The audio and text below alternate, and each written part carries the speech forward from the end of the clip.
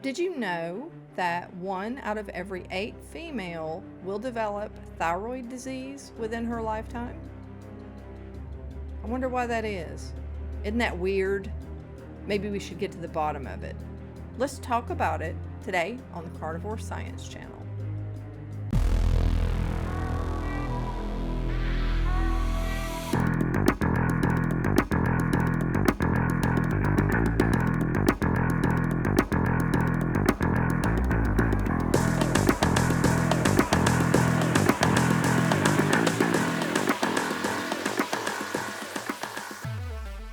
Hi, welcome to the channel. My name is Liz. I'm a medical technologist and pharmaceutical chemist with over 30 years of experience in the medical device, pharmaceutical industry, and healthcare sector. I'm also a carnivore. I have been a carnivore since November of 2022. It has changed my life for the better. That is really what this channel is mostly about. But today I'm here to talk to you about something very important, iodine. I've made videos on it before, but I cannot stress enough how critical it is for your health and well-being. And I want to do a little bit of a deep dive back into the history of iodine, what problems were caused by not having enough of it in this country, what was done about it, and where we are today and what you need to look out for. So let's get into this. Okay, so I started out with a statistic of 1 in 8 women will develop thyroid problems within their lifetime. I got this from this site, the womenshealth.gov. There's a lot of other sources. They say similar things. It's very, very prevalent among women. I know, God, most of the women I know that are middle-aged, all of them have thyroid problems. It's very few that I find that do not have thyroid problems. So it's becoming way more normal and it's just increasing. So why is that? I want to get to the bottom of that. Spoiler, I already know, but so you have this statistic, and the site this is the Office on Women's Health or whatever. Talks about thyroid disease. Your thyroid produces thyroid hormone, which controls many activities in your body, how fast you burn calories and how fast your heart beats. Diseases of the thyroid can cause it to make either too much or too little of the hormone.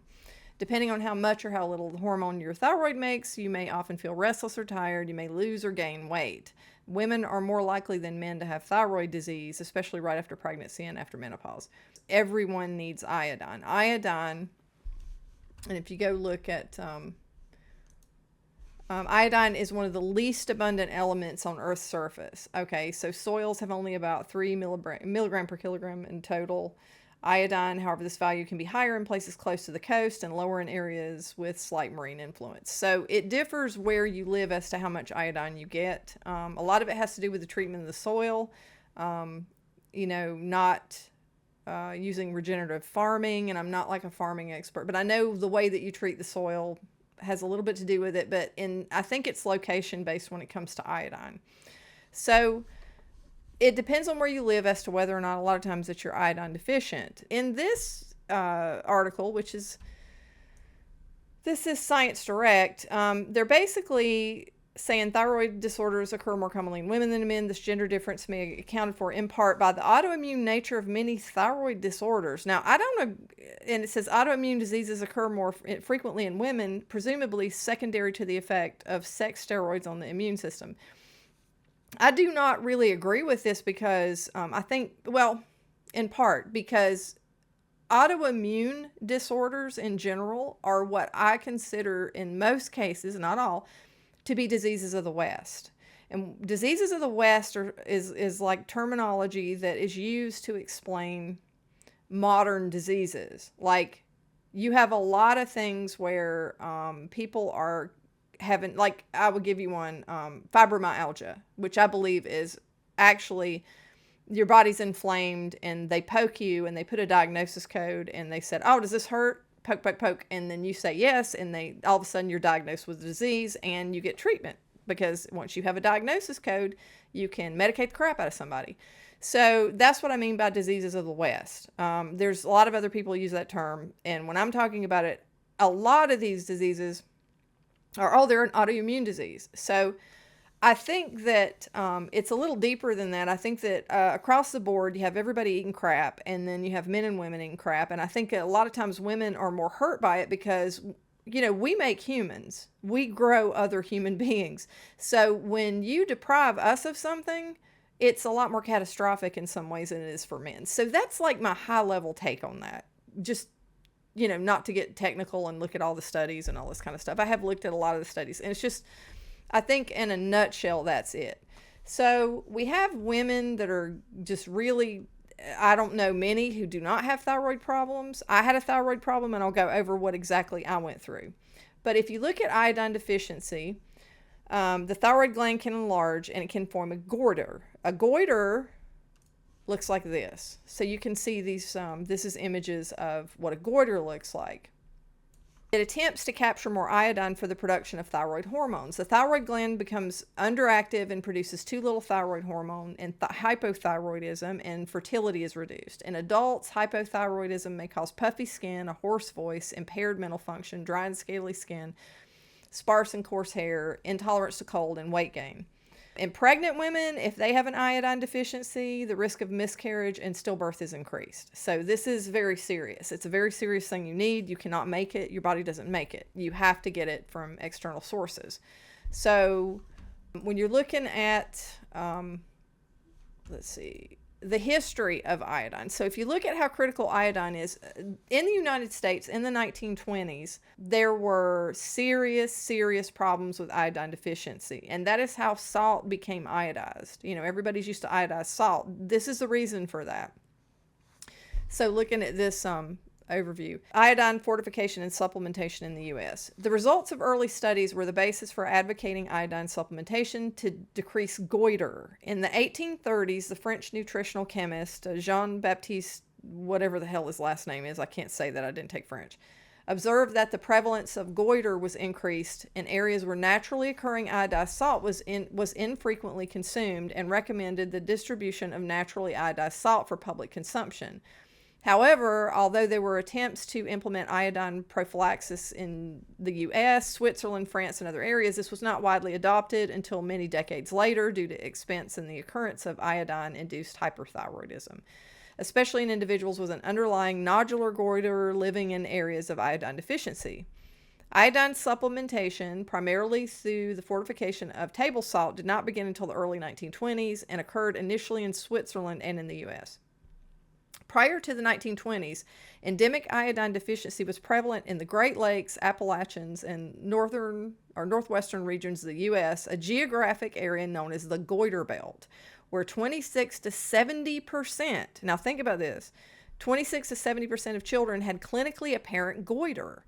During the draft for World War I, a Michigan physician, Simon Levin, observed that 30% of 583 registrants had thyromegaly, including both toxic and non-toxic goiters, many of which were large enough to disqualify them from the military in accordance with U.S. Selective Service regulations. Subsequent surveillance studies in the following year by Levin and R.M. Olin, commissioner of the Michigan State Department of Public Health, demonstrated that the prevalence of goiter reached as high as 64.4% in some parts of Michigan. It improved the situation when they actually iodized table salt. So why am I talking about this? Well, what's funny is that so many people don't understand that you have to have iodine or your thyroid's going to crap the bed. And when you go to the doctor, you are not necessarily going to get good advice. Let me explain. In about 2015, I went to the doctor. This was before I think it was, I'm trying to time, it was before keto, because I've lost 100 pounds in a number of years. I started with keto, but I lost a lot of it and reduced all of my health issues with carnivore, which was in November of 2022. But it's been kind of a journey. But when I went to the doctor in 2015, and I had done some research on all this, I was already researching supplements and things like that, even though I was still massively overweight and I was miserable. And I'll show you a picture here of the difference between me pre-iodine, pre-carnivore, and after. You can tell I was a sick person looking at me. But this was even before I had started the iodine. So I go to her and she does her lab test and everything, and all of my T3, TSH, everything's out of whack, and it appears that I have hypothyroidism. Oh well, the reason you're overweight is because it's your hypothyroidism, and you need to go on this medication, right? So I told her, I said, well, I don't want to. I said, I think it's my diet. I think that I need to supplement with iodine. And I had just recently started. I had just, like, the day before, bought some iodine, and I had just planned to go on that, actually, which was, kind of incidental that I had the appointment the next day before I had started taking it. And I said, I really want to start supplementing with iodine. And she was like, no, that's dangerous. And I knew enough to know, this is before I kicked my doctor to the curb. I knew enough to know that was bullshit. That was a lie. You have to have iodine. And I know as a chemist, like, that this was a perfectly acceptable. What I had bought was nascent iodine, which is perfectly acceptable and pure. And, I'm not drinking it like, I'm not making mixed drinks out of it or something. I mean, it's a couple of drops a day. It was 3 drops a day. And so I said, well, I'd just rather, she gets angry at me. And literally, and just kind of, annoyed. And I said, no, I'm not going to take that. I'm going to try the iodine. So I come back after so many months, and I actually lost a little bit of weight. Like, I started to lose some weight. I was trying to eat better and things like that. I don't believe I was on keto then. At the beginnings, I was just eating whole foods and things like that. But the iodine came first before I even did that. So I came back, and it literally had been, I think it was about 3 months difference, and my labs were normal. And I had not really started eating whole foods per se, or I didn't start eating iodine-rich foods or anything like that. And I actually corrected my labs, and she was still annoyed with me. Now, this is a fact that you have to have iodine, right? It is a fact. You have to have it. Every cell in your body needs iodine. Women need it for healthy breast tissue. I could go on and on and on about all the things that iodine does outside of your thyroid. This is a fact. Now, are you telling me that she went to such a crap medical school that they didn't teach her this, or that this is not important? Like, why would this not be looked at? I tell you this story today, and I was very frustrated, and that was the beginning of the end of my relationship with this doctor. She did more things later. Okay. It got worse. But she was angry every time I got better. So what is that? And that is a common theme lately. I'm hearing that a lot more and more. So I talked to several people in the past couple of weeks that had no idea that iodine is critical for thyroid. Like, in other words, if you look at your diet and you're not eating enough iodine, your thyroid will not function. What happens is iodine is a halogen. And then in the halogen group on the periodic table, you have other halogens that if you do not have, bromine is one of those things. And if you do not have enough iodine, if your body can't get what it needs, it's like using bad gas. So, your car will run on bad gas, but it runs crap. Like, it doesn't run very well. So if you get, if that's all you've got, you're going to take it. So it'll grab up the bromine and everything else. And so, it's just, that is in all the foods. All the flour's brominated. There's so much bromine in foods, it's not even funny. So, don't eat crap foods. Second rule here is you don't eat all of this junk and all of this processed food, and that also will help not kill your thyroid. But at number one, we have to get enough iodine. So, but there's so many people that don't know that. And then when I describe it to them, they'll mention it to their doctor, and their doctor's like, no, you need to have this ground up thyroid hormone. Well, your body's not making the thyroid hormones because you don't have the good gas to make the thyroid hormones. That is why you're not making it. So you need to give it the stuff that it needs to make it.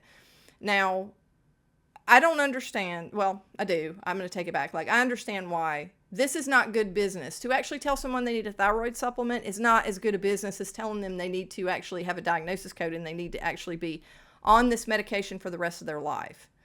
That's better business. And I'm not gonna try to be tactful and say that I don't know what the source, I don't know if once upon a time some of these doctors actually really wanted to do no harm, but I don't think they do anymore. And I think that whether they're brainwashed, I don't care. I don't care whether they're brainwashed or ignorant. And I don't care whether or not they're evil and they just want to make money and that's all they care about. I don't care which one of those things it is. It is egregious if it's either one of them, because they are supposed to take care of their patients and they're supposed to want them to get better. So that's my rant for today. It really upsets me. And some of the people that are going to the doctors that don't research for themselves and they don't learn about how critical all this is, and then they just believe anything that they tell them.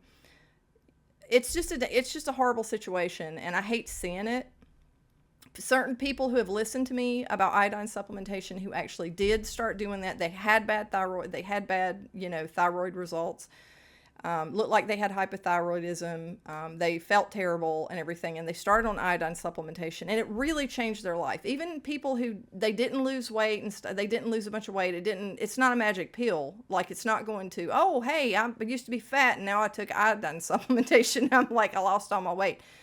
No, there's a lot more to that, because a lot of these people still eat junk, but they actually have the good gas to be able to function, for their thyroid to be able to function. So just think about it, research it for yourself and look into it. Now, there's all kinds of other things that, rabbit holes you can go down to, other disorders like Hashimoto's disease, which I'm not going to go over in this video, but you can look into it for yourself. Now, again, that is autoimmune disease. I wonder about the mechanisms of how they determine why this is caused. And we never, and keep in mind, like, we never go down to the bottom of the barrel and figure out why all of these things are happening. You don't see a lot of that. You see a lot of, here's the medication that fixes this, here's the medication that fixes that, but you don't see why did it happen in the first place? What is going on? You have to have iodine. You cannot make it yourself. Like, you can make your own glucose. You don't need carbs, but you do have to have iodine. So I hope this was helpful and enlightening. And if you have a thyroid story, or if you have any kind of thyroid dysfunction, or if you have, what do you think about iodine supplementation? What did you find? Did it help you?